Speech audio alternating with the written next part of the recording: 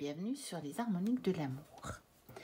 Dans cette vidéo, je vais vous faire la review d'un tarot que j'ai reçu il y a peu de temps et dont je vous avais fait l'unboxing du colis, donc en direct, en provenance directe plutôt, d'Ukraine. Et donc, je vais commencer par la review du Bloody Tears Tarot, puisqu'il est bien dans le thème de la saison. Donc, il arrive dans une boîte en dur. C'est un tarot qui a été dessiné par Dmytro Rizak. Et donc, il est édité chez Pentagram Publishing, qui est une toute petite maison d'édition qui est basée en Ukraine. Vous voyez, les jeux sont faits en Ukraine. Et ils sont disponibles sur le site, ça doit pas être peinte.pub, ça je ne sais plus trop, ça doit être plutôt, je ne sais plus si je l'ai mis là. J'avais reçu une petite carte et j'ai dû la remettre dans une autre boîte. J'aurais dû présenter ça. J'aurais dû préparer ça. Je vous remettrai de toute façon, le plus simple, c'est que je vais vous mettre le lien du site en barre d'infos. Donc, comme ça, c'est encore plus simple, vous arrivez directement sur la page du site. Alors, je n'ai pas encore essayé à quoi sert le code, je n'ai pas flashé, donc je ne sais pas où on arrive. C'est donc un tarot qui a été fait au stylo bille. 3 couleurs, donc le rouge, le noir et le bleu.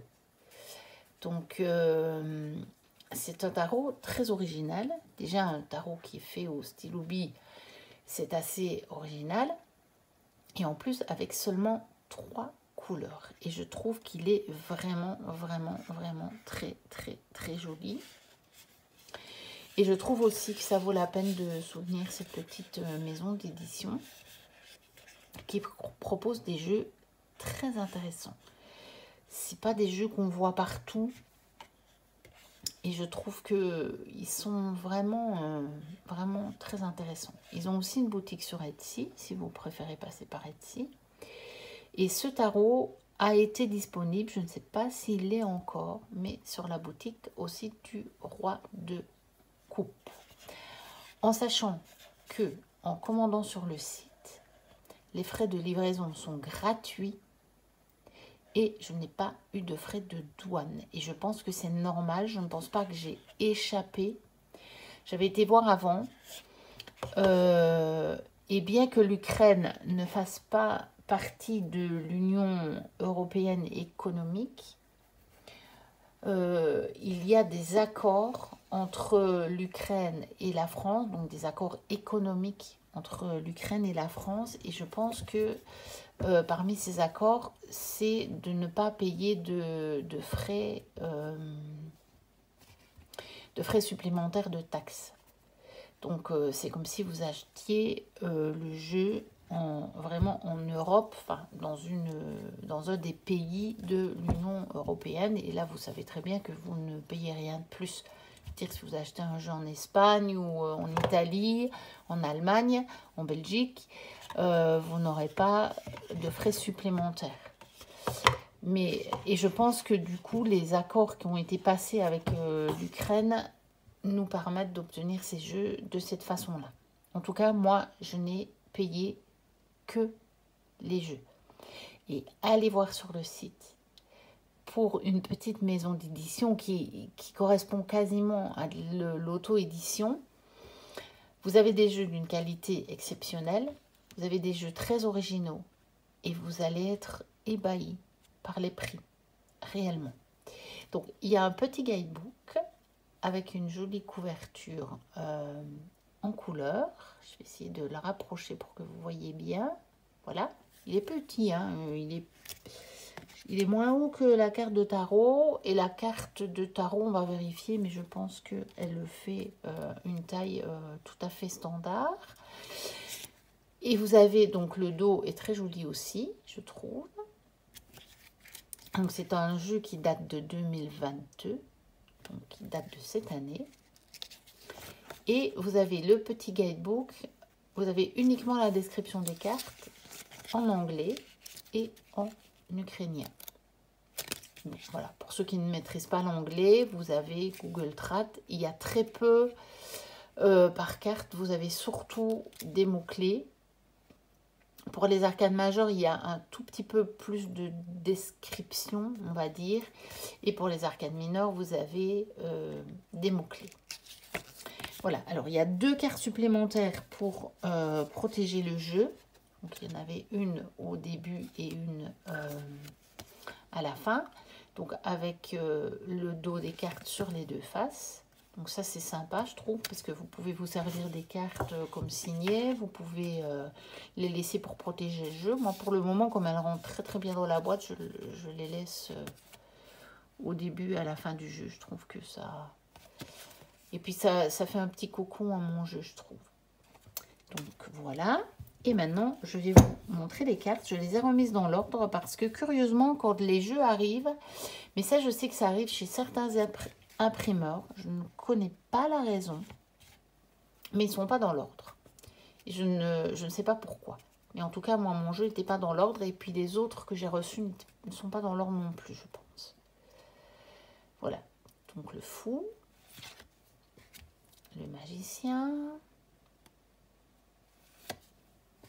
la grande prêtresse. J'aime beaucoup cette carte.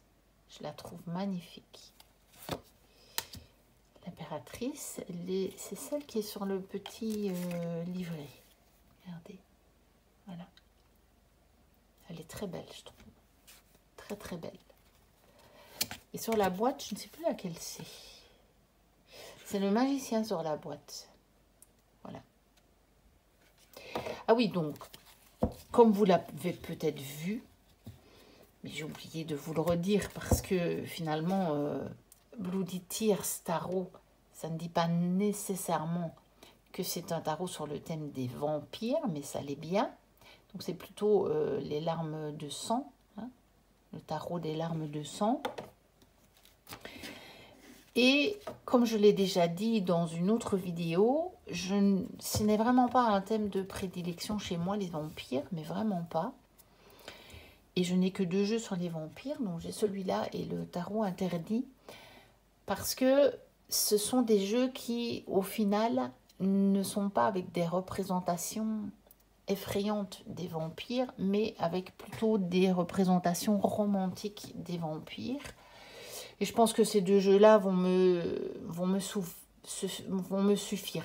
Je n'avais même pas voulu le prendre, celui-là. Et puis en fait, à force de l'avoir vu sur d'autres chaînes, j'ai trouvé les illustrations tellement bien faites. Et puis certaines cartes tellement jolies que finalement je l'ai pris. Surtout quand j'ai vu le prix en fait. Parce que voilà, vous irez voir vous-même le prix. Mais réellement, c'est étonnant. Mais dans le bon sens. Hein, dans le bon sens. Moi j'ai été agréablement surprise. Voilà. L'ermite. J'aime beaucoup, beaucoup, beaucoup cette carte de l'ermite.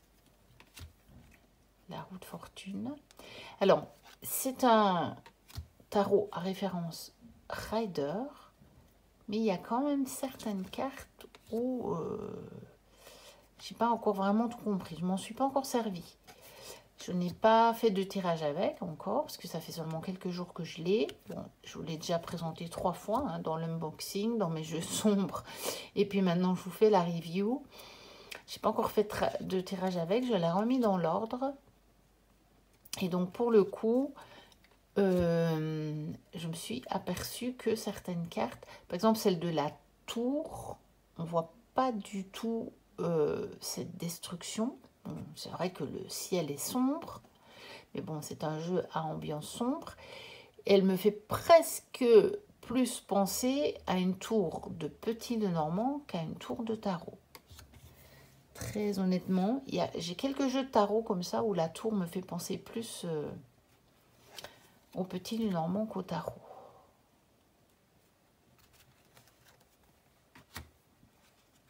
Le soleil, le jugement et le monde. Alors, on va passer aux arcanes mineurs. La suite des épées. Donc, l'As, le 2. C'est une vision assez intéressante du 2 d'épée, je trouve. Le 3. Ça change du cœur transpercé par les épées. Le 4, je pense que la signification s'éloigne du 4 d'épée, qui normalement est la carte de la pause, du repos. Je vais peut-être aller regarder dans un petit guidebook. C'est intéressant parce qu'on a la lune, le soleil. Mais bon, il n'a pas l'air au repos, le personnage. Donc, tiens, on va peut-être en profiter. Je vais vous le mettre là. On va aller voir ce qui est écrit dans le petit livret. Parce que je n'ai pas encore eu le temps de le lire. Ni même les cartes qui m'interpellent un petit peu. Le 2, le 3, le 4. Voilà, qu'est-ce qu'il est mis? Awakening of the mind, emotional uplift, getting calm. Et donc, ouais, c'est plus l'idée, en fait, du réveil de l'esprit. Uplift émotionnel. Uplift, je ne suis pas sûre de la traduction, mais c'est plutôt élévation, je pense.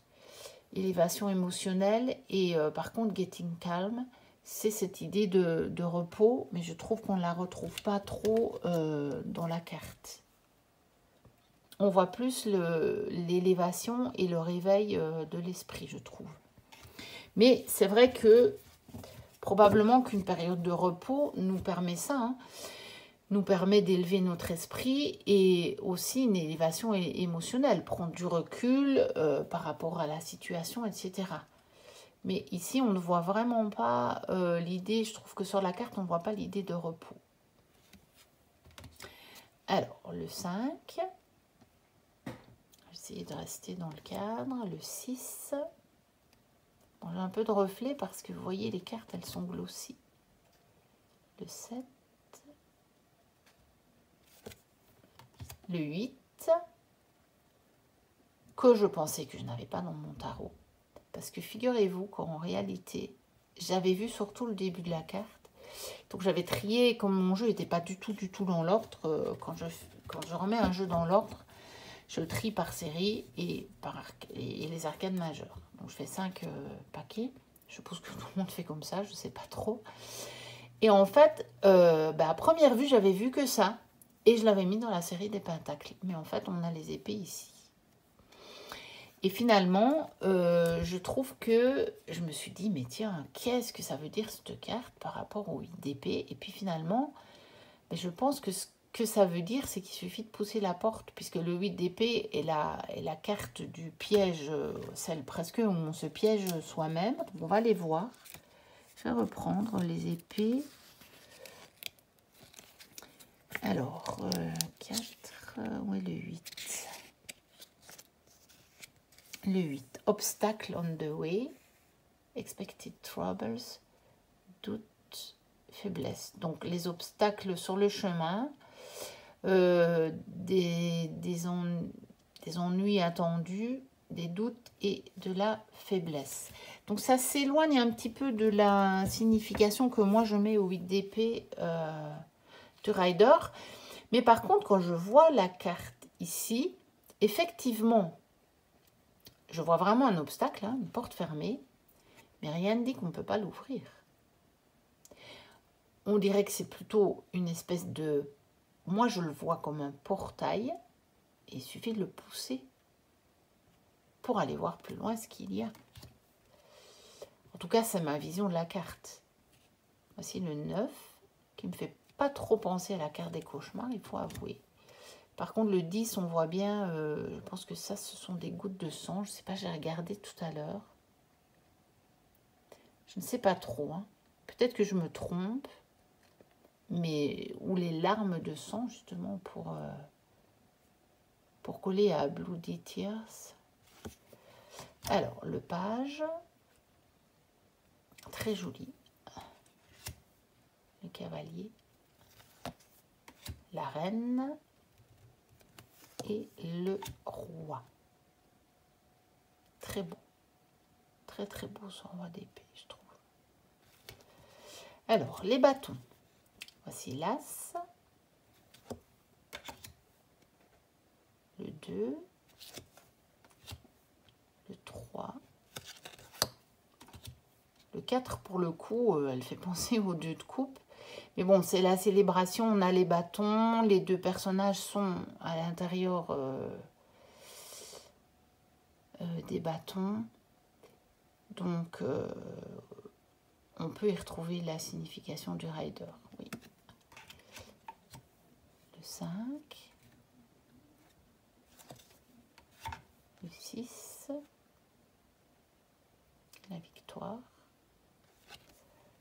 le 7, assez classique comme représentation, le 8, on y retrouve bien l'idée du rider aussi, je trouve,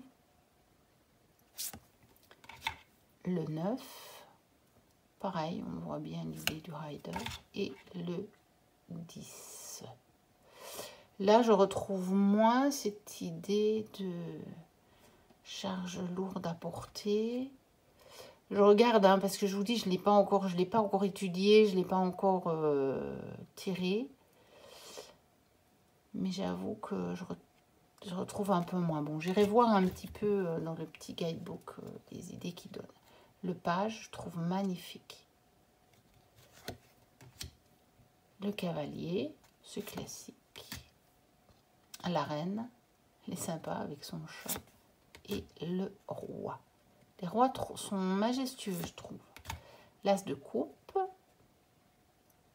avec beaucoup de raisins. Le 20 cher au vampire. Le 2, que finalement, je trouve presque que le 4 de bâton a plus l'idée du rider, parce que ici, on dirait presque qu'ils se tournent le dos, les 2 personnages. Et il y a quand même, elle est très rouge, la carte. Bon, c'est vrai que c'est les larmes de sang, mais bon. Après, on a quand même cette idée de couple, on va dire, de père, de partenaire. Il y a bien les 2 personnages, ils ont chacun leur couple. Voilà, mais je sais pas, on a quand même moins cette idée d'union. Je trouve qu'ils ont quand même l'air d'aller chacun un peu dans leur direction. Le 3, le 4, très jolie. Elle fait penser vraiment à la méditation, celle-ci. La méditation, la prière, avec toutes les fleurs comme ça, je la verrais presque plus en 4 d'épée, celle-là, pour moi, par rapport au rider. Donc, il y a des visions assez particulières. Le 5, le 6, ce fameux espèce de portail, mais sous forme de vitrail, mais avec juste les 6 coupes. Qu'on avait dans le 8 d'épée, je trouve. Ça me rappelle ça. Le 7 me fait penser à Merlin. Le 8. Donc là, on a bien cette idée de personnage un petit peu qui s'éloigne l'un de l'autre, mais je trouve que il y a un peu la même idée que dans le 2 de coupe qu'on vient de voir. Le 9. Et le 10. Là, pour le coup, on a une belle représentation qui fait référence au rider. Très belle carte. Alors, le page, très belle. Très, très belle. Le cavalier, la reine et le roi. Pour le coup, je trouve que les personnages sont très, très beaux. Bon, celui-là fait un peu moins majestueux, mais bon, le roi de coupe, c'est vrai que il a moins cette idée d'autorité. Alors, les pentacles, l'as, le 2, le 3, le 4, Le 5, on retrouve bien la référence au rider, là. Le 6, ici aussi, très typique. Le 7,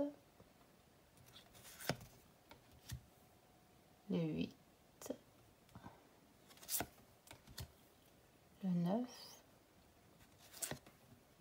et le 10, très typique aussi.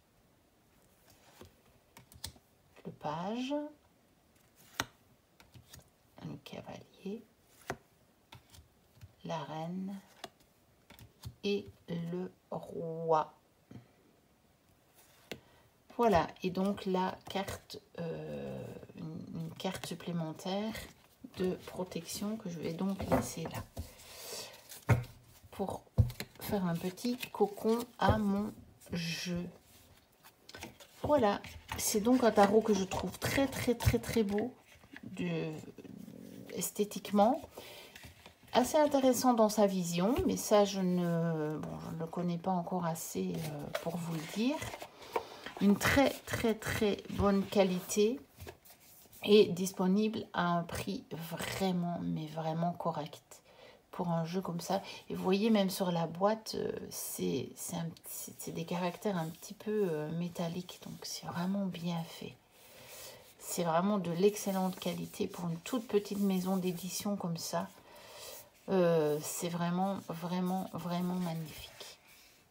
Ça met un peu de temps à arriver, mais ça arrive sans souci. Et ça vaut vraiment la peine, ça vaut vraiment le coup de prendre sur leur site, je pense. Voilà. Donc, je vous dis à très bientôt pour une prochaine vidéo. N'hésitez pas à commenter, à vous abonner, à liker. Et d'ici la prochaine vidéo, portez-vous bien. Bye bye.